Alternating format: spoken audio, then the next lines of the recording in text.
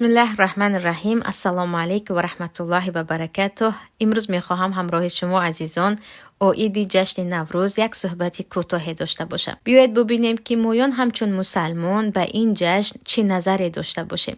پیش از همه باید درباره پیدایش این جشن هر یک نفری که خود را مسلمان میداند و علل خصوص در تاجیکستان زندگی میکند یک معلومات داشته باشد. برای آنکه بعضی ها حتی این جشن را به حضرت فاطمه زهرا یعنی دخترک پیامبر نسبت میدهند. ولیکن اگر به تاریخ پیدایش جشن نوروز نگاه کنید، چی در کتاب‌های شاعران عصر 4 و 5 هجری مانند فردوسی و این چنین حتی در کتاب‌های تاریخ که در طبری هم یک اشاره به این موضوع شده است، جشن نوروز تاریخ خیلی قدیم دارد و حتی 7 عصر پیش از میلاد مسیح این جشن را جشن می گرفتند و اولین بار وقت جمشید خان شاه زردشتی بود یا گفتیم یکی از شاهان فارس بود به آذربایجان آمده می رسد و آذربایجان را از آن خود می کند. آن روز را روز نو اعلان می کند و می گوید پایان ظلم است، دیگر از این روز در زمین آذربایجان و اطراف آن عدل خواهد شد و از همان روز این روز را روز جشن نوروز می گفتند و مورخین می گویند در این روز فارس ها و گفتیم زردشت ها مثل کوروش کبیر یا کوروش بزرگ می گفتند امروز روز جشن نوروز است و باید به سربازان هدایا داده شود و کوچه و بازارها را ما تمیزکاری کنیم. یعنی حتی کوروش کبیر و زردشت ها هم این جشن را با رقص و بازی و خودنمایی و شراب نوشی و دخترها را به میدان برآورده رقصانیدن نمیگذرانیدن. این چیز اول. چیز دوم، آیا در این عید یعنی در عید نوروز یا جشن نوروز مسلمان میتواند اشتراک کند و این جشن را روز بهار اعلان کند و یا یک جشن ملی اعلان کند؟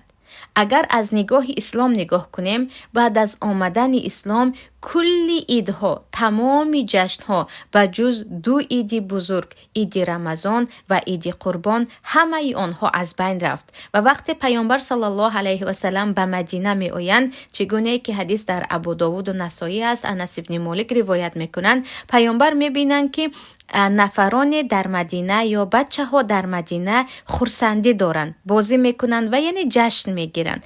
پیامبر میگویند امروز چه روز است که شما دارید بازی و خوشحالی میکنید؟ میگویند کنا نلعب فیهما فی الجاهلیتی، ما در همین روزها در جاهلیت هم خرسندی میکردیم، یعنی یک روز عیدمون بود. و پیامبر صلی الله علیه و سلم میگویند ابدلکم الله بهما خیرا منهما یوم الاضحی و یوم الفطر، الله برای شما از این روزها 2 روز بهتر را نصیب کرد، یکی روز اضحی یعنی عید قربان، دیگر روز فطر روز عید رمضان. انا خرسندی میخواهید بکنید، جشن میخواهید بگیرید، در این روزها بکنید. این روزها روز عید شما است، اما بقیه روزها یگان تاش پس از آمدن اسلام برای شما نه عید است و نه جشن است. پس از نگاه اسلام نباید یک فرد مسلمان ایده که آن جشن را زردشت ها در زمانش جشن می گرفتند و پیدایشش هم بر می گردد به جمشید خان و کوروش کبیر و به اینها، نباید این ایدها را جشن بگیرد. من تشبه بقوم فهو منهم، پیامبر صلی الله علیه و سلم می گویند شما به قومی اگر خودتان را مانند کردید مثل آنها هستید، خواه در لباس پوشی، خواه در مدنیت و فرهنگ، خواه در جشن گرفتن و از تقلیدهای دیگر. پس مسلمان وقتی که میگوید من پابند دین خودم هستم، نباید به جشنهایی که پیدایش آنها، سرچشمه آنها به کفار علل خصوص به زردشت و آتش پرستی برمیگردد نباید جشن بگیرد. اما اینجا عزیزان مسئله دیگر است، مسئله ای که امروز هر یک ما و شما در تاجیکستان شاهد می شویم.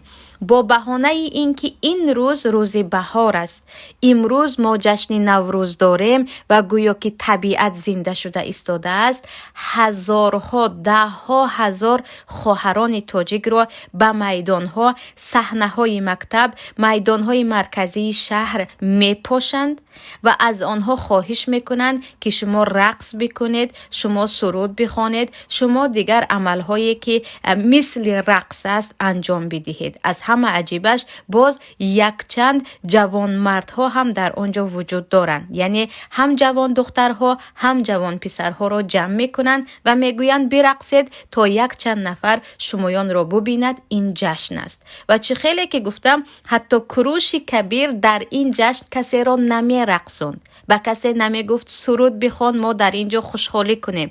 می گفت همه جا را تازه کنید، کوچه ها را، باغ ها را به سربازان هدیه دهید. یعنی سربازان را قدردانی کنید. اما امروز این جشن در تاجیکستان به یک رمز غلامداری تبدیل شده است. برای آن که حتی در باغچه بچه ها تصور کنید، در باغچه بچه ها به دخترچه 3 ساله و پسرچه 4 ساله جامچه و چکن می پوشانند و آنها را می رقصانند و تماشا می کنند.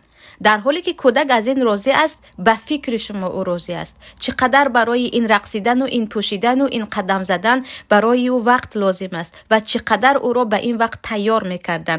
اگر یک کودک را چگونه که به جشن نوروز آماده میسازند یا یک طلبه را چگونه که به جشن نوروز آماده میسازند، به یگان المپیاد زبان آماده میکردن، کل تاجیکستان زباندان میشد.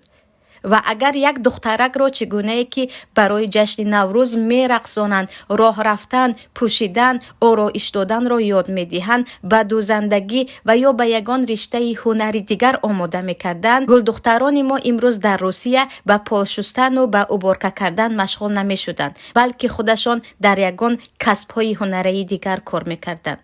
و اینجا تعجب آور از آن است که بعضی عائله ها، بعضی پدری که خود مرد کار است در سردی های روسیه کار میکند و بعضی مادری که خودش هم مرد کار است، خودش هم سنگین کاری میکند، به دخترک خود معاش چند ماهه خود را گرفته برای جشن نوروز که در بین مردها برقصد سر و لباس میخرد. و اینجا تا زمانی که هر یک پدر و مادر خودش فکر نکرد که من کودکم را به کجا آماده کرده ایستادم و سر و لباس نوروزی که من میخرم آیا برای کودکم است و یا اینکه اطرافیان او را ببینند یا اینکه برای استفاده بردن کودک من است، ما از این غلامداری بیرون نمیشویم. و این را من گفته میتوانم که جشن نوروز یک رمز غلامداری است که گمان میکنید ما شادی و خرسندی داریم، ولی اگر از دور کسی میبیند میگوید اینها جشن ندارند. شما یک به چهره نفرانی ببینید که در صحنه ها راه میگردند و دخترکانی که رقص میکنند. آیا در چهره یکی از آنها بشاشیت یا خوشحالی و خرسندی از نوروز را دیده ایستادیم؟ همه خسته‌اند. اینها را چند روز هست که در آنجا نگاه می‌دارند و شاید که شکمشان هم گرسنه و از چند درس ها موندند. پس نوروزی که امروز در تاجیکستان هست، حتی همان کروش کبیر زردشت کافر میدید، میگفت شمایان از من بدتر هستید، من مردم را این گونه در نوروز اذیت نمیدادم. پس عزیزان، عید نوروزی که امروز جشن میگیرند و ما گمان میکنیم که جشن بهار است، جشن ملی است، یک رمزی هست که مردم را در آن استفاده میکنند، آن هم چی استفاده کردنی مثل یک غلام که همان طرزی که ما خواستیم تو میپوشی، تو میرقصی، تو راه میروی و دیگر چاره نداری. و مردم در حالی که میتوانند با 1001 بهانه از این جشن ها خود را دور کنند، ولی راضی هستند، سرخم میکنند و اشتراک میکنند و احوالشان را دیده ایستادید که از دور خیلی رذیلانه است، خیلی چیزی هست که انسانی باننگ و باناموس را به یک نفرت میبرد. و مسئله دیگر مسئله پختن سملک هست که در همچون یک رمز بهار این خوراک را میپزند و آیا این را پزیم ما گناهگار میشویم و یا گناهگار نمیشویم؟ اگر این خوراک نوروز است و در همین روز میپزم و من میخورم گفتید، البته این گناه است، برای اون که در همین روز، در روز عید نوروز پخته ایستادیم و برای بزرگداشت این جشن ما نیز شریک شده ایستادیم. اما اگر کسی پخت و به ما آورده داد و یا اینکه در روز عید نوروز نه، در روزهای دیگر همچون یک خوراکی که با لذت است و اون هم خوراکی که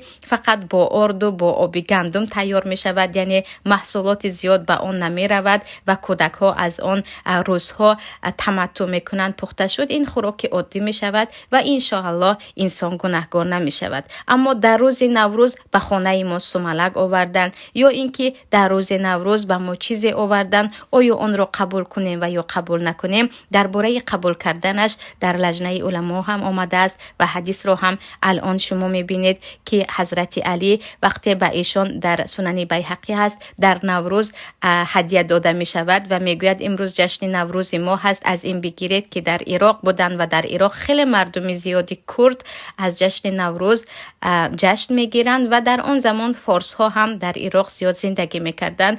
حضرت علی هر روز پس نوروز از گویان میگیرند و این چونین روایت دیگر است که وقتی از حضرت عایشه پرسیده می شود که ام المؤمنین همسایه های مجوسی ما یعنی آتش پرست همون زرتوش ها عید دارند و به ما خوراک میدهند، ما چی کار کنیم؟ حضرت عایشه میگویند گوشتش را نخورید، حیوانی که به خاطر نوروز یعنی عیدهای کفار کشته شد حرام است، اما از میوه چیزهای دیگری که میدهند از آن تناول کنید. پس هدیه اگر داده شد یا سومالک داده شد بوکی ندارد که از آن بگیریم، اما این جشن رو جشن گرفتن، خودمون هدیه دادن و برای کودکانمون سر لباس نوروزی خریدن و دخترک خود را با سر و لباس نوروزی برآورده رقص کنانیدن، بجز این که شریک شدن در عید کفار و گناه کبیره و حتی اگر بزرگ داشت کردید جشن نوروز را به کفر میبرد، پدر و برادر و شوهر را دایوس میگرداند که او به خود اجازه میدهد خواهرش،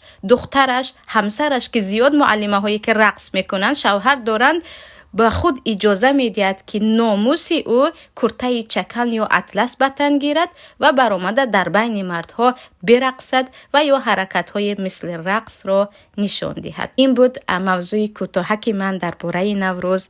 السلام علیکم و رحمت الله و برکاته.